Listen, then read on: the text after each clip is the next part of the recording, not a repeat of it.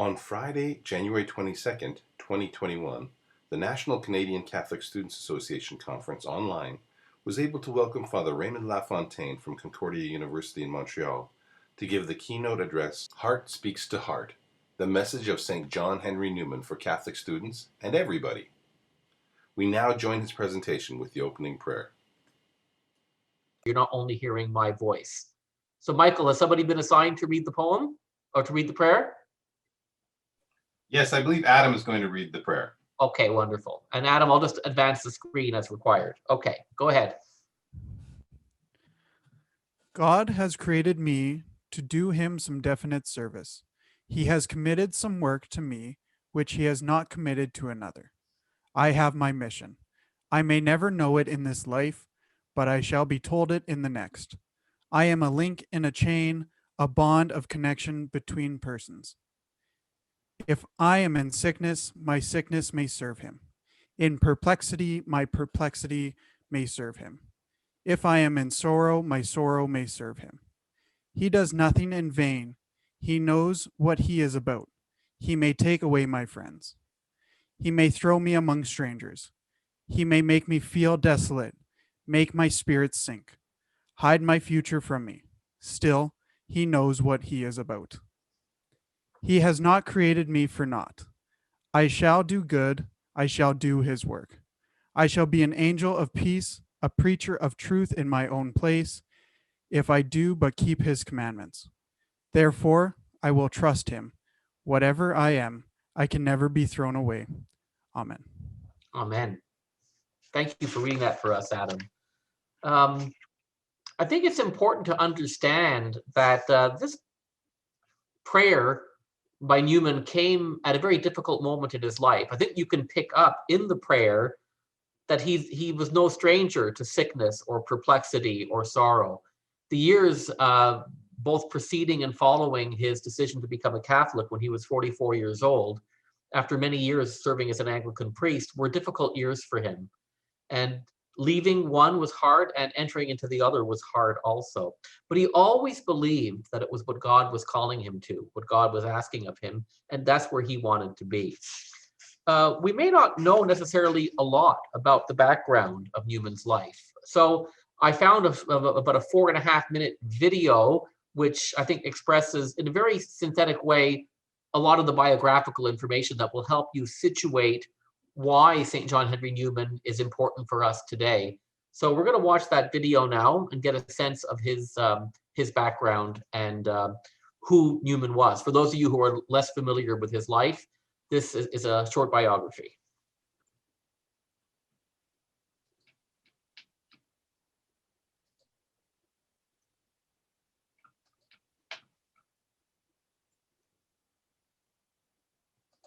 Great. Okay. So don't worry, there won't be an exam at the end of the evening on all the biographical information. But I think it does help us to situate in just a couple of minutes that 19th century period which spans Newman's life, and it's the context of that in which we understand, in which he grew into the sainthood, into the holiness that he was called to, and we're all called to holiness in our own way, and it's. I think it was Thomas Merton who once wisely said that for me to be a saint is to be myself, but it is to be the best and most authentic version of myself that I can be. And that's certainly something that was Newman sought with all his heart throughout his life. So if you look at Newman's life, which spans the 19th century, he really is coming in the Victorian period. You know, those of you who've watched the Victoria miniseries on PBS might have seen a sense of that period of history. You know, very much he's a person who's almost his entire life was in that Victorian period. He's spends almost exactly half his life as an Anglican or as a Protestant, and half his life as a Catholic. Actually, 44 years and 6 months as a Protestant and 44 years, 6 months as a Catholic. So he was very well balanced in that respect. In his life in the Church of England, as we're going to see when we look at some of the times of his life, he was coming out of a theological context where the Anglican Church, which always had sort of a Catholic wing and a more Protestant wing, was much more heavily weighted in favor of the Protestant wing. And there was an emergence of a sense of liberalism, which he understood in a particular way, but that doctrine was not really real. It was a projection of feelings, it was emotion, but it didn't have any necessarily a sense of objective truth or the importance of creeds and statements. And also it was the period of the 19th century where history was emerging as a distinct field of study, historical critical scholarship, and also as that applied to religion. And that was emerging primarily in the Protestant milieu. Whereas, and in sort of in response to that, in Roman Catholicism, you have what Newman once called a dry and dusty scholasticism, all syllogisms and logical demonstrations. So if you look at sort of like certain kinds of theology manuals in the 19th century, you get the impression that it could be like philosophy, but they just put in God, Jesus, the Trinity, Mary, and where you fill in the blanks. But it was not really drawing on biblical images and the Gospels directly. A lot of it was almost like being presented as a philosophy. And then because a philosophy doesn't really nourish you spiritually, you have a growth, especially in Catholic countries like Italy and Spain and France, where the Catholics were a majority, a strong devotionalism and a great suspicion of anything having to do with an intellectual understanding of faith, and lacking that deep rootedness in the wisdom of the saints and the liturgy, really a set of practices. So that's like the sort of like the intellectual and religious world into which Newman was born in 1801. I thought it was great when I found out that John Henry Newman and my father shared the same birthday. So in some ways, John Henry Newman became my spiritual father and was born on the same day, but 122 years earlier than my father. So if you look at Newman's early life, we saw a lot of this in the video. At the age of 15, he has this powerful moment of conversion. And Newman was always, even very late in life, he always went back to that as a key moment in his journey, how this experience of the personal love of Christ in his life and a desire to live his life for Christ was impressed on him. And also the sense that religion was not merely a sense of opinion or a sense of a tradition that you just sort of were born into, but that it was a choice that you made a distinct choice to follow Christ and give your life to him. So he has this like powerful, almost evangelical conversion at the age of 15, and that sort of sustains him as he goes off to do his studies. As they shared in the video, Newman's was accepted to Oxford at the age of 16. He was very young at the time to get into university. And although he was extremely bright, like any number of us who are very bright, he also experienced pressures and experienced fear. And he actually pretty much bombed his final exams. He was a brilliant student and ended up really just scraping through with his degree. But luckily, his potential had been noted, and he was able to apply for and receive fellowships. And then he became a professor and tutor at Oxford over the next 24 years. So really a very major chunk of Newman's life was spent in the university. So although as a Catholic, he never went back to university teaching, he did at one point become the rector of the university in Ireland. And this sense of the importance of the university as a place of learning, but also as a place where faith and your personal values are nourished, was always important to him.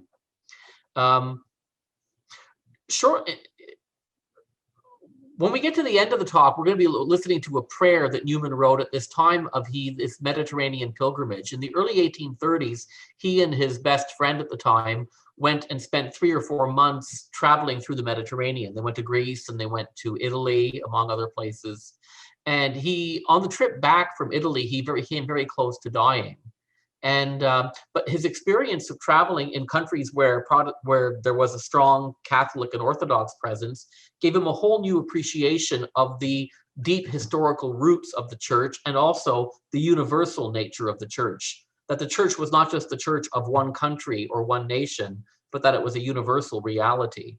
And that led him, when he came back from that trip, and almost like a second conversion in 1833, is this experience of wanting to get involved in a movement that, although remaining part of the Anglican Church, really sought to bring out the more Catholic tradition within the Church of England. And I'd say over the next 10 years, he was very much involved in that. And he worked really hard because I think he had deep love for his Anglican roots, and he really believed more and more as he studied the questions that the truth of what Catholicism taught was truer to the origins of the church and truer to the teaching of the early fathers of the church.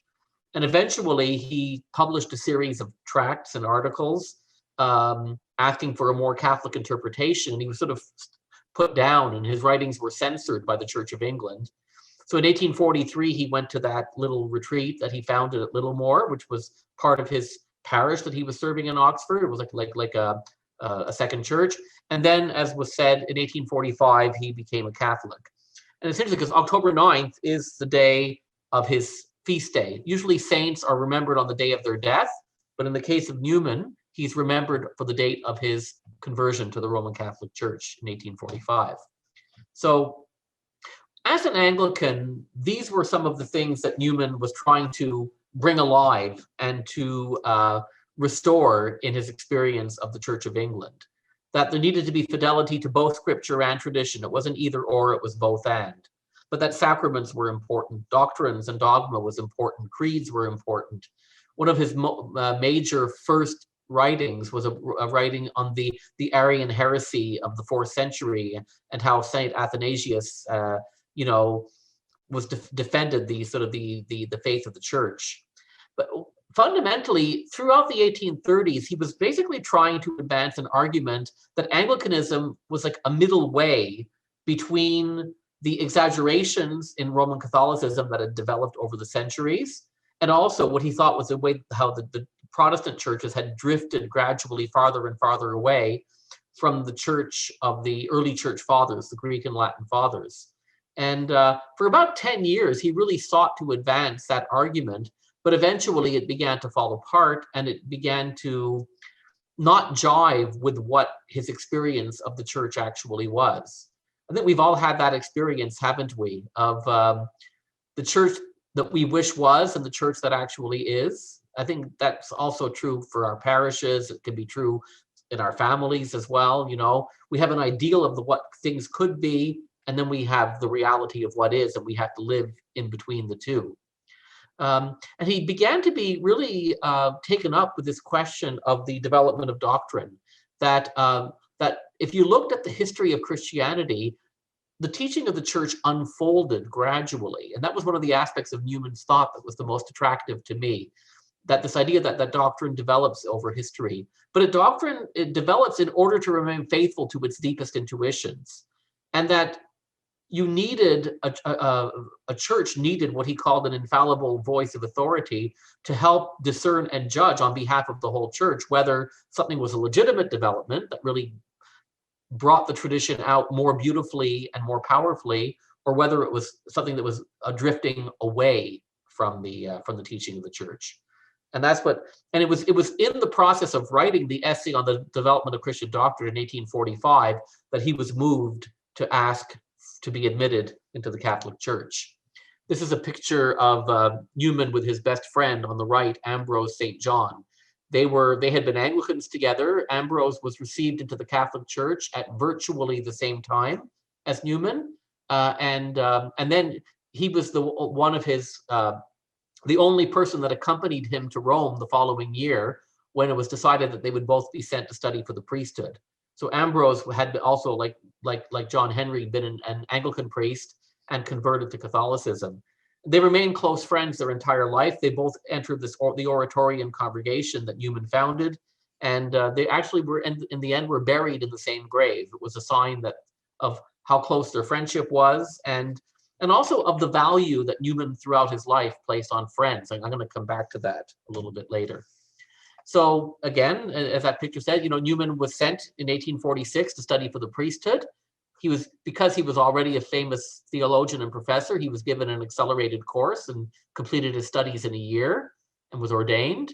And then rather than become like a diocesan priest, or joining an existing order, he actually came back and founded a branch of the Oratorian order in Birmingham. And he chose Birmingham because it was in the general vicinity of Oxford, but it was an industrial city. And I think Newman was also recognizing that although he had worked primarily with the elites, with the students and professors who were able to go to Oxford, that most of the Catholics in England at the time were of Irish descent. They were working class. They lived in poor neighborhoods, and he wanted to be close to them. So that's where he founded the Oratory.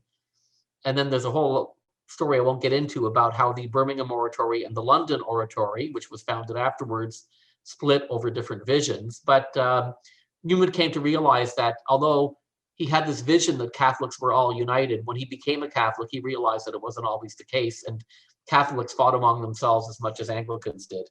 I'm sure you've never noticed that before. But because of his background in education, Newman was asked by the Irish bishops in 1850 if he would come to Dublin and help with the establishment of a Catholic university in Ireland.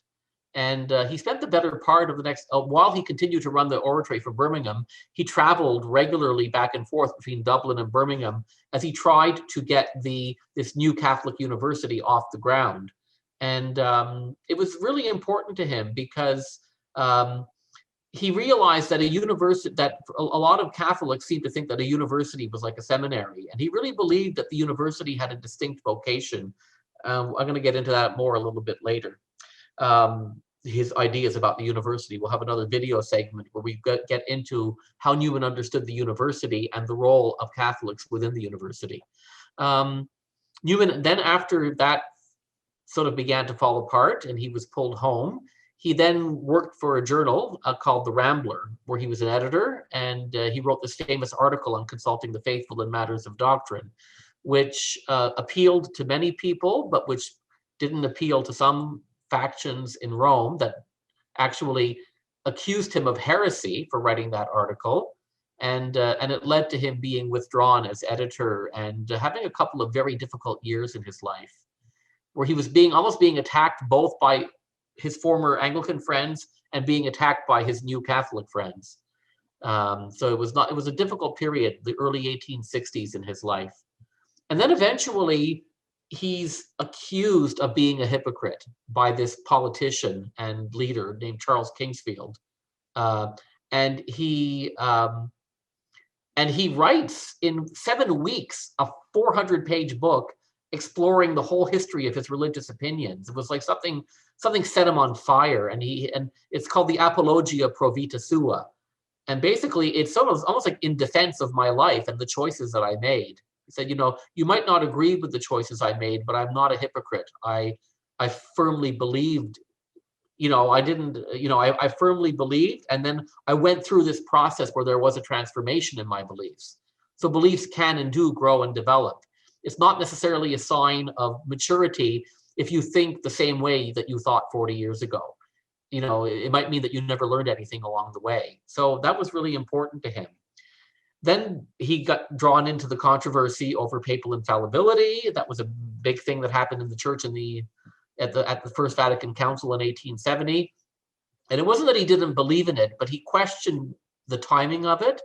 And he also questioned the way certain people might interpret it as more than it really was. So almost as if, if the Pope decides to have cornflakes instead of Rice Krispies for breakfast, that would be considered an infallible and binding declaration of the church.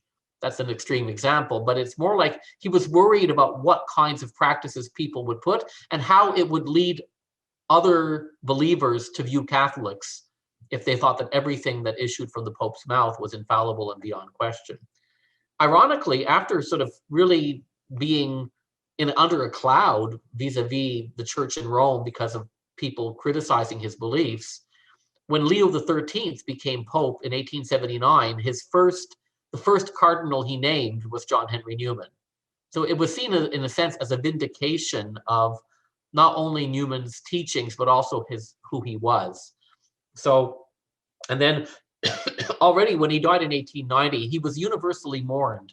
It was only very late in life that he went back to Oxford for a visit, and it was sort of like coming home after many, many years. Like I said before, you could take Newman out of the university, but you couldn't take the university out of Newman. As a student, as a lecturer, as a professor, as a tutor, as a priest who served the university community, he really had a deep, deep belief in the importance of it. So that's sort of like Newman's life. That's his grave in the cemetery and near the Birmingham Oratory, which I had the chance to visit. I was there for the first anniversary of his canonization. So basically, for his beatification.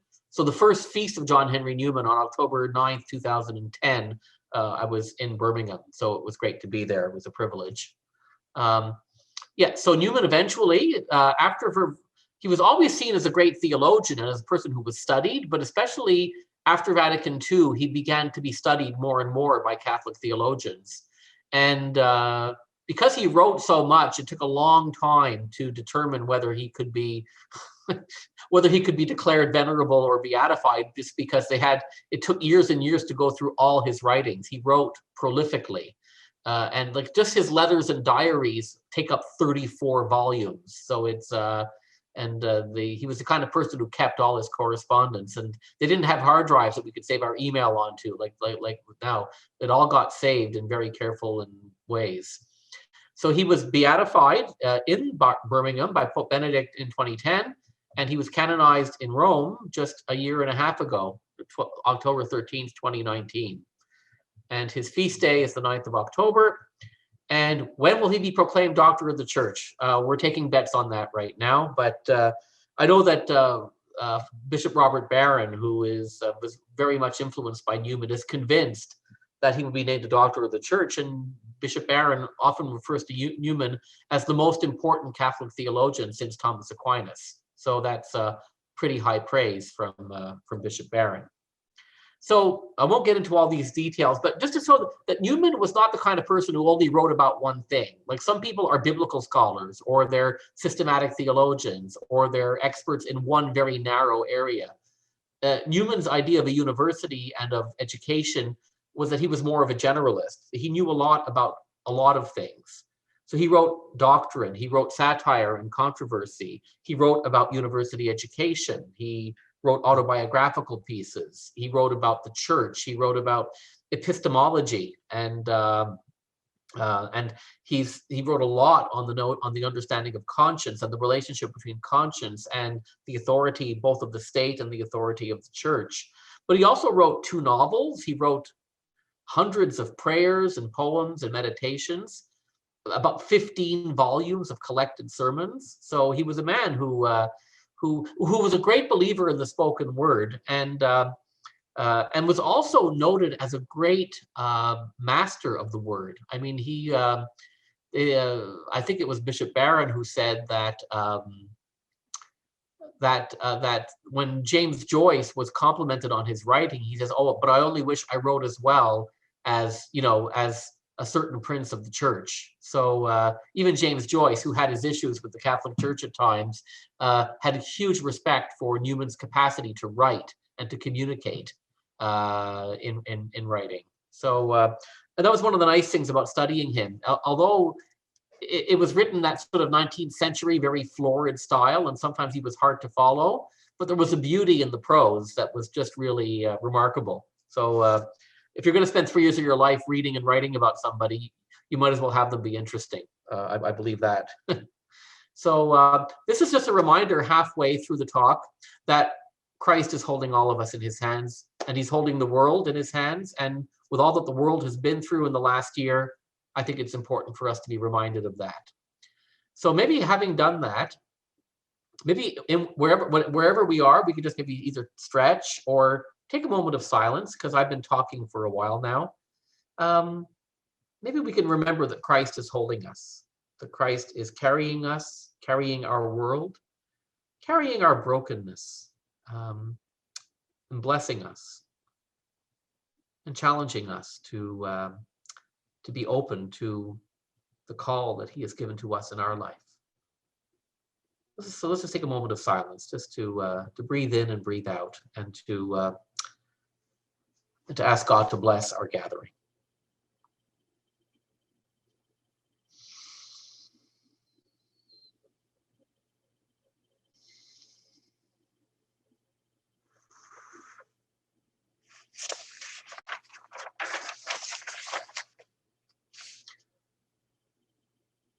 Amen. So Newman, as a theologian, wrote very broadly, but I thought that for the purposes of this talk, it might be interesting for us to hear specifically what Newman had to say about universities. In 1852, he gave a series of lectures on university education as part of the whole campaign to launch this new Catholic university in Ireland. And those lectures were eventually collected as a book called The Idea of a University. So we're going to watch another short video segment in which Bishop Barron talks to us a bit about Newman's vision of the university, and then we'll talk about what that means for us.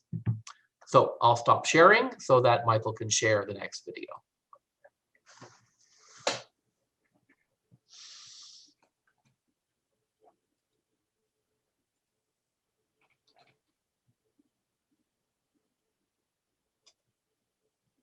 Okay.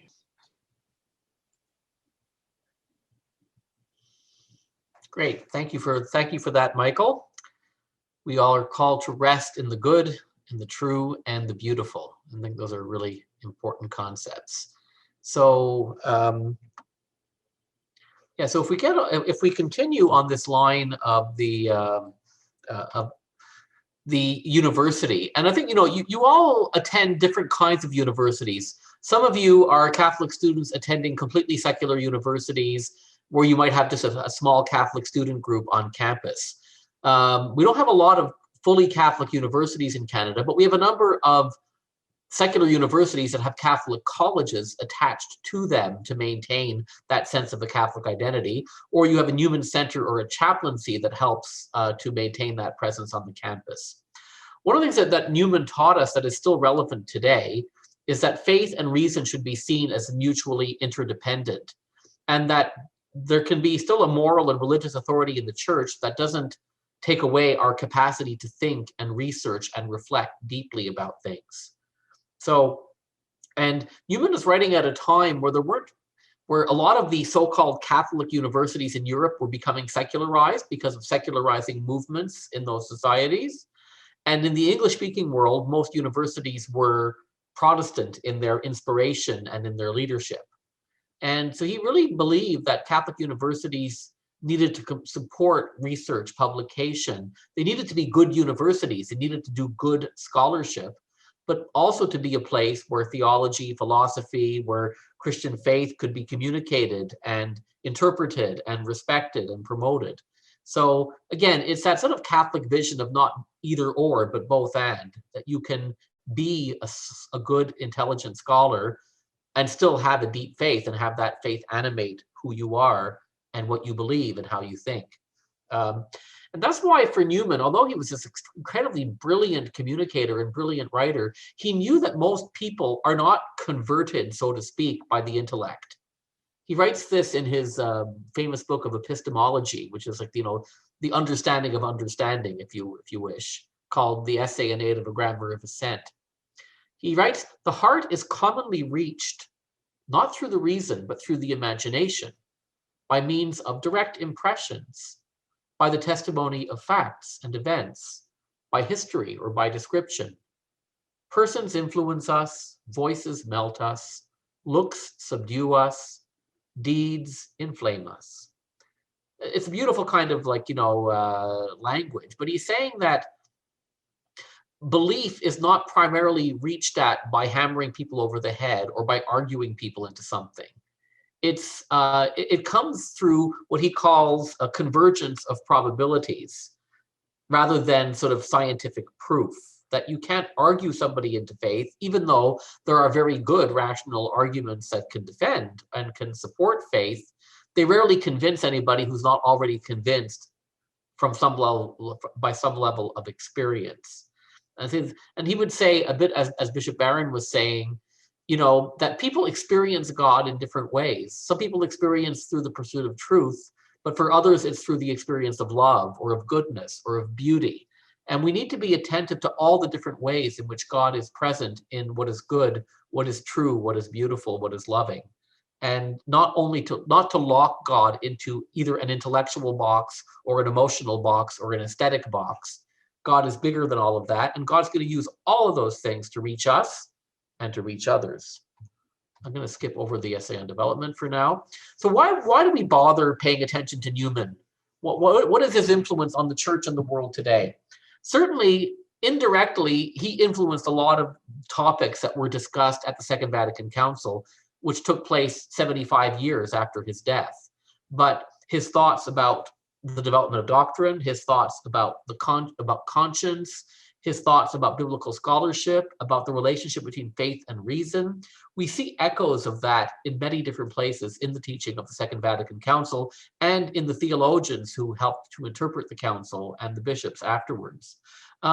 He's an interesting figure, although obviously his decision to leave the Anglican Church in 1845 and become a Catholic didn't necessarily improve relations between Anglicans and Catholics at the time. With the benefit of 100 years of history, both Anglicans and Catholics today look to Newman for really important insights into understanding their own tradition.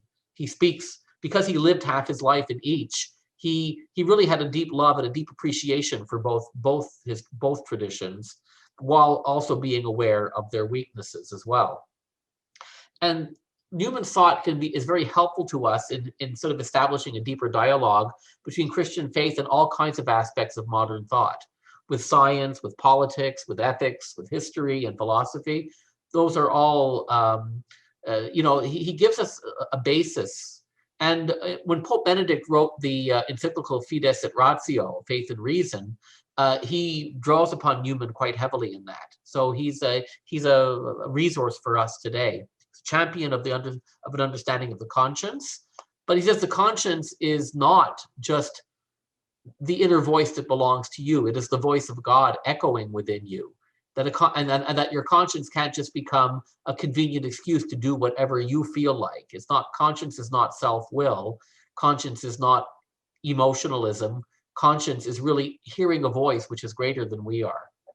And that's why he argued that you needed to be deeply rooted in your tradition, but also to recognize that your tradition is a growing tradition and is living in history and is affected by history and by the world around it. So all those things that are part of Newman's thought over 100 years ago are of great value to us in the church today. This is again, this is echoing back to the theme of the conference, Cor ad cor loquitur. And that was Newman's cardinal's motto that really showed a lot to him. So we have that, and then just the images of the heart and the heart speaking to heart. Lips speak to the ears, but heart speaks to heart. Now that's an interesting phrase. Where did Newman get this phrase? Did he just make it up himself? Apparently, it actually comes from a letter that was written by St. Francis de Sales, who was a French bishop, but who for many years worked as a bishop in Geneva. And he was writing to a new bishop, and the bishop was asking him, how do I reach people? How do I connect with people? And this is something that Cardinal Collins had to say in a talk he gave at McGill last year. He said, in this letter, St. Francis de Sales wrote that lips speak to the ears, but heart speaks to heart, when he asked for advice on preaching. So in other words, if you're preaching, you don't need to just speak to people's minds or their brains. You also have to listen to and touch their hearts. So that's why Newman, when you look at his writings and look at his correspondence and read his biography, you see how important relationships were in his life.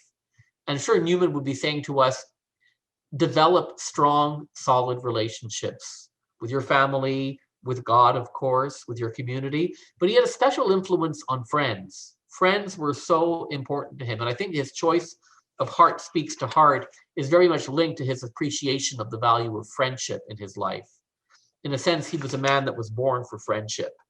And that personal influence more than brute argument are far more likely to convince and to lead people to a genuine conversion. He used to say it is friends who lead other friends to Christ, as opposed to, dragging people or convincing people that you're right and they're wrong. And this is something that I picked up from Cardinal Collins again in his talk that I've tried to remember ever since. He says, not brute argument, but ethos, pathos, and logos. For those of you whose Greek is a little bit rusty, he says ethos means if you're trying to have a conversation with someone, the first thing you need to do is you need to build a bridge of trust with them. And after you've built that bridge of trust and you've connected with them, then you need to say something, tell a story. That's why stories are so important, either in preaching or in evangelization. You tell a story that connects, that touches their heart, that opens them up. And then that becomes the context in which you can deliver a message, speak a particular kind of truth. But you can speak the truth until you're blue in the face. But if you haven't built the bridge and touched their heart, they're not going to listen to you and they're not going to be convinced. So it actually comes from classical rhetoric, people, the force of argument, how to be a good public speaker and all that. But I think it has to do with good relationships too. We build bridges of trust. We connect with a person at the level of the heart, and then we can have that conversation about ideas and beliefs and politics or whatever it happens to be. But for Newman, although faith and reason mutually enrich each other, the Christian faith is ultimately a personal encounter. It's an encounter with one who is greater than us, but one who is closer to us and more intimate to us than we can ever imagine. And that's why if you really want to share your Christian faith with someone, you do it in the context of a friend sharing one of the best things that he or she has ever had or experienced. If I've experienced something this powerful and this beautiful, I'm going to want to share it with others, and I'm going to want my friends to know what that's like as well. That's a very different model of evangelization than you're wrong, and I'm going to prove to you why you're wrong, and then I'll tell you why I'm right until you admit that I'm right. Very different kind of approach. Newman would also ask us to walk that narrow path between a false liberalism and a false conservatism. That kind of relativism that Pope Benedict talked about, the dictatorship of relativism, that there is no objective truth, that everything is socially constructed, but that there is no objective reality. But then you also have the opposite extreme, which denies any kind of development or growth within the church or within faith. Newman was able to reconcile those two paths. He was deeply rooted in tradition, but he also knew the value of history and the value of living in the present and learning from the present. Very important. He would also say that we need to form and follow our conscience, and we do that by fostering a healthy prayer life and by belonging to faith communities that will help us to grow and to be challenged. And I think that's really important. What else can we learn from Newman today that's going to be helpful to us in our journey? I went to a lecture in Rome many years ago by a Jesuit priest named Father Michael Paul Gallagher, and then a year later, he ended up being one of the readers of my doctoral thesis. So I was glad that I knew something about him before I had to endure being interrogated by him. But he gave a beautiful talk a number of years ago, which was actually written in, it was like a talk written in the language, as if Newman was speaking in the first person. It's like an imaginary monologue. And what I took from that little article that I wanted to share with you guys tonight is that he would say, nourish your imagination and listen to your heart.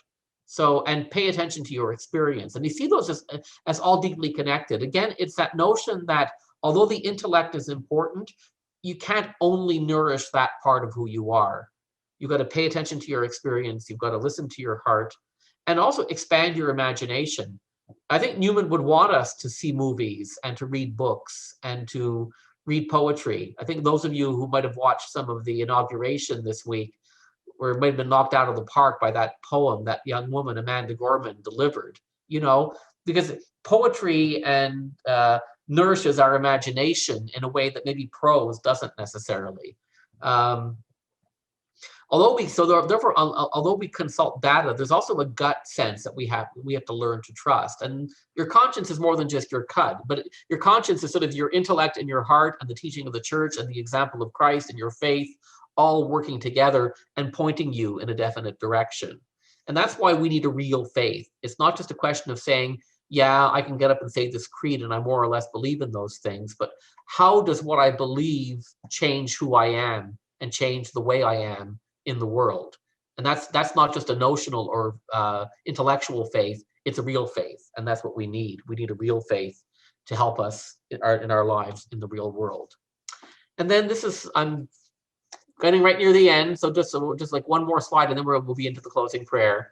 And this is like, okay, what would Newman say? But what would Newman do? And this was a talk Bishop Barron gave called New Evangelists, and where he drew somewhat on Newman.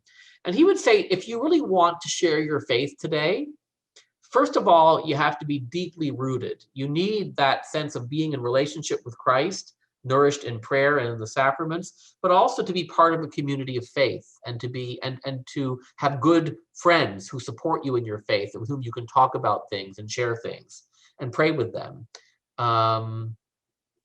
You need a sense of enthusiasm and ardor. You know that if you've experienced enthusiasm comes from entheos. It means it being filled with God. If you're filled with God, then you're going to be enthusiastic.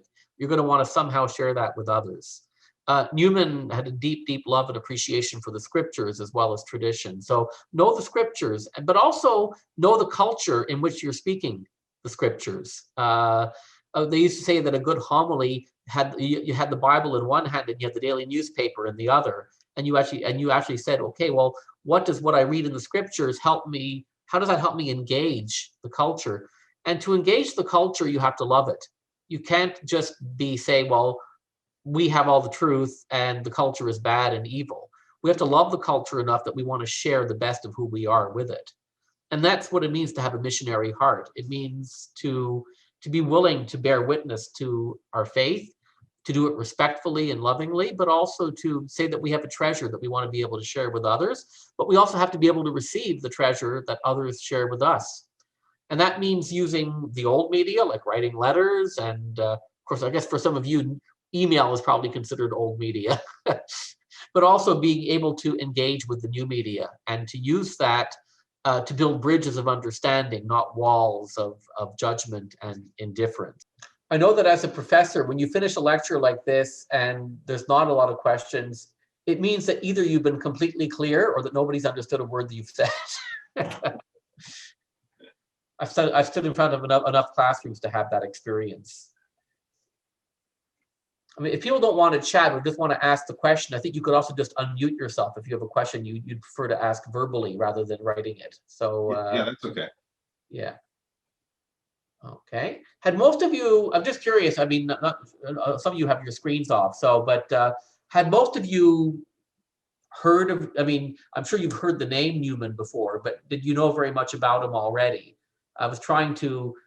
I didn't want to bore you with things that you already knew, but I thought it was important for us to have some kind of a dialogue about, you know, who this person is and why so many Catholic University chaplaincies are dedicated to him or named after him. It's because he actually made a real big contribution. Well, maybe see if we can work these reactions on the bottom of the screen. And so if you knew a little bit about Newman, you can raise your hand and we'll take a peek. Or you can use your real hand. Yeah. Or you can do the reaction. Okay. And did you learn anything new about Newman in the talk? Okay, I see some thumbs going up. That's good. I guess I'm already on, so I don't have to unmute them. Father Raymond, I was thinking about, I think one of our previous conversations to the conference, thinking about that relationship, when you have a relationship with someone and you can talk to someone about all things, and then when faith things come up, that's just part of everything else, like life. But if we don't have that relationship with someone, it's almost like you're kind of trying to sell them magazines or something. It's like we don't have a previous relationship, so, and you're trying to talk to me about something really important and really personal, but I don't really know you, or I don't have that previous relationship. So how that relationship building and friendship that was so important to Newman, that really spoke to me in your talk, and I was thinking about that in terms of evangelization. Again, I like that phrase, lips speak to the ears, but heart speaks to heart. That's the image, it's the, that, and I think too often, I think a lot of people, when they hear the word evangelization, what they hear somehow is someone has got a hammer and they're going to hammer you, they're going to make you accept something, as opposed to, which is very different from, I've had a powerful experience and I want to be able to share that with you. Not because I have any vested interest that you have to have the same experience, but it's but that only works if you're just as willing to listen to their experience or to listen to their struggle. And I think that's important too. I think sometimes idea that evangelization means that you're not allowed to have any doubts or any fears or any questions. And I think faith is strong enough to get through the doubts, the questions, the fears. We need to be not afraid to ask the questions, express the hesitations, and challenge, because that's how faith grows.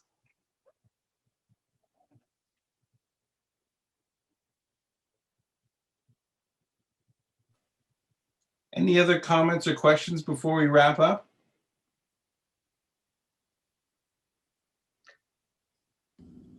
Yes, I would like to thank Father Raymond for the talk. It was very interesting. My name is Andres. I'm from Edmonton, from the U of A.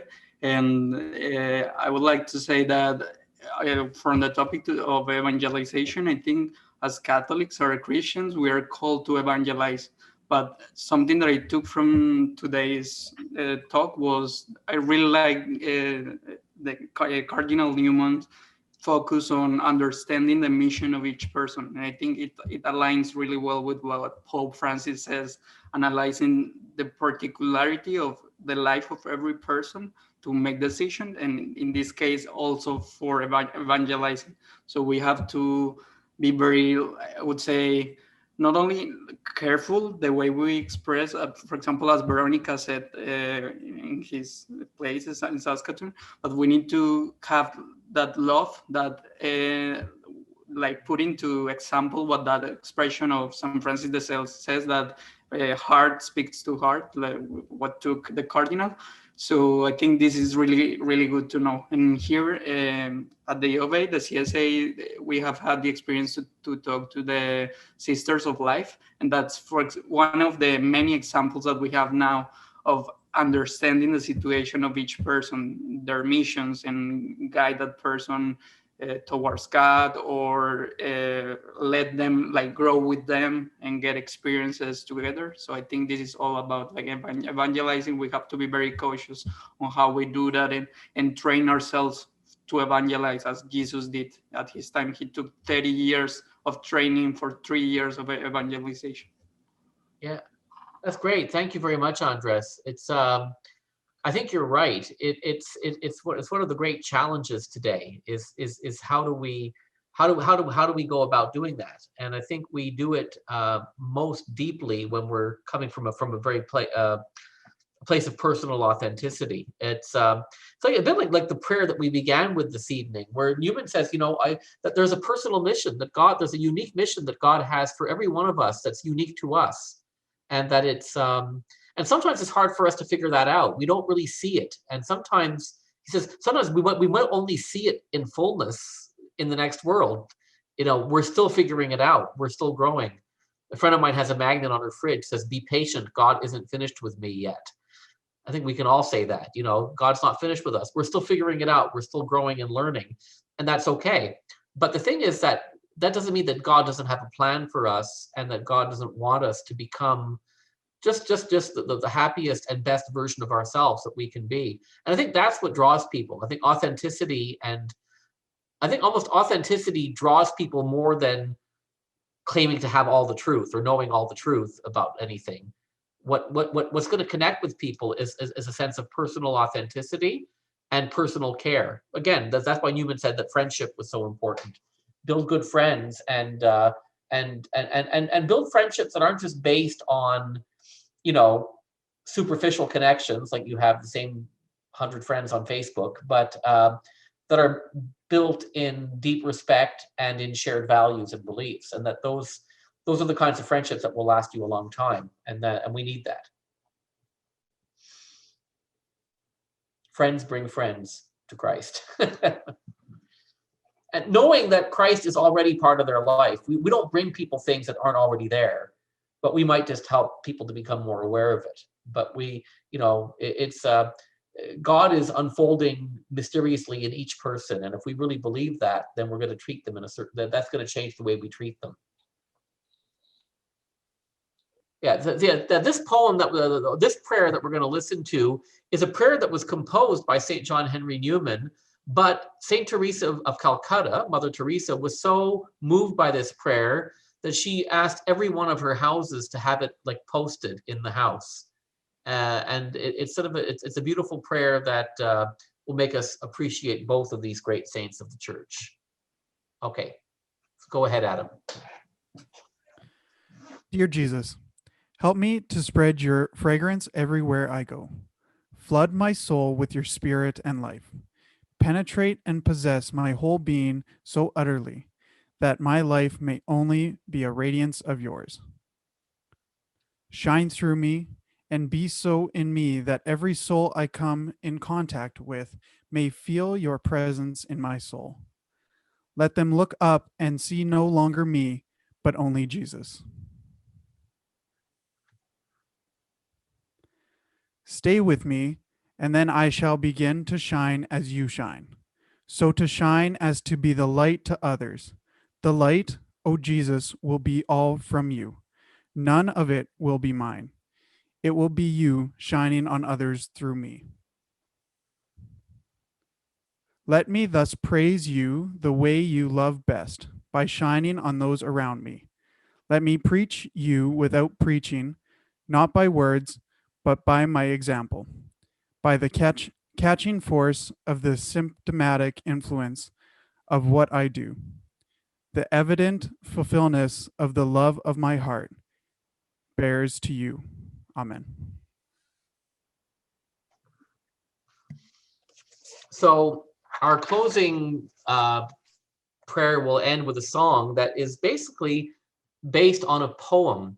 Newman, at the end of that Mediterranean pilgrimage in 1833, came very close to dying. He was very sick on the ship that was taking him home. And as they were finally approaching the shore, the fever broke and he started to get better. He wrote this poem called "Lead Kindly Light," and it's been set to music in different ways over the last 150 years. Lead kindly light amidst the encircling gloom. Lead me on. Thank you, Father Raymond, for that incredible talk. I'm sure we all learned something new.